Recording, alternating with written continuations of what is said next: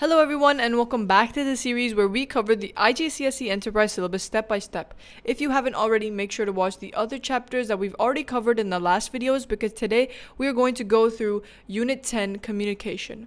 Let's get right into it. First, let's go over methods of communication. It is important to note that I've put these up here so that you have a clear idea of what we're talking about when we say communication. This is not some official list from your syllabus exactly. Anyways, there are many ways businesses can communicate. These include emails, business meetings, reports, memos, phone calls, social media, text messages, etc. All these methods can be formal or informal depending on the audience. For example, an email to a customer may be written in a formal style, where an email to a colleague may be written in an informal style. The key is that the method and the style of communication depends on the audience and the purpose. Language changes depending on whether communication is formal or informal. Formal communication uses proper grammar and professional vocabulary. Sentences are complete and structured, and it avoids slang or overly casual expressions. The tone is respectful, neutral, and clear. Informal communication is different. It uses simpler language, sometimes slang or colloquial terms, and shorter sentences. The tone is relaxed, friendly, and sometimes even humorous. So why does our language change? It depends on two things, the audience and the context. For professional, academic, or official audiences, formal language is required. For family, friends, or close colleagues, informal language is acceptable. In serious or important situations, formal communication ensures clarity, professionalism, while informal language is more suitable for casual conversations or social settings. Now, communication is not only about words. Body language also plays a big role. Non-verbal cues can show emotions, often more strongly than words. Positive body language, like open posture or smiling, helps build trust and connection.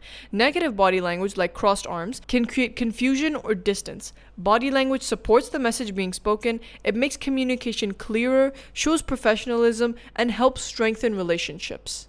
Appropriate communication methods with stakeholders. I want you to recall what we discussed back in Unit 1 about stakeholders. There are two different types of stakeholders, internal and external. Different stakeholders require different methods of communication.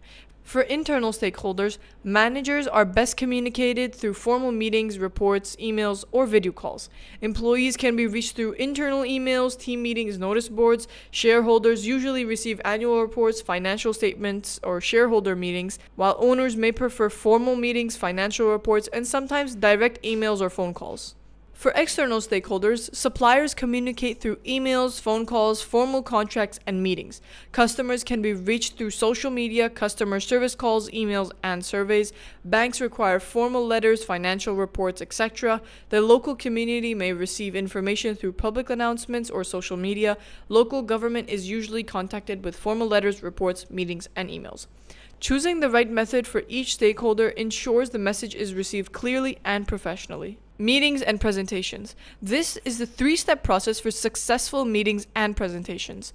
Number 1 is the planning stage. Number 2 is providing documents related to the meeting. And number 3 is evaluation. Number 1 is the need for careful planning. Careful planning is essential for meetings and presentations.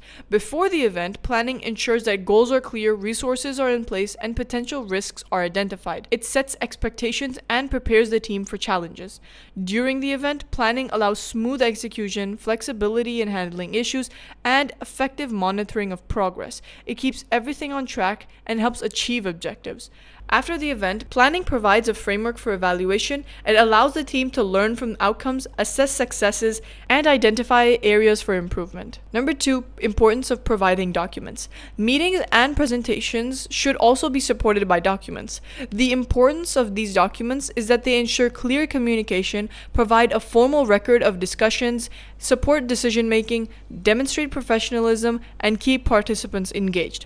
For meetings, documents include a notice of meeting, the agenda, and minutes. For presentations, documents include visual aids such as slides and handouts for the audience. Finally, meetings and presentations should be analyzed and evaluated.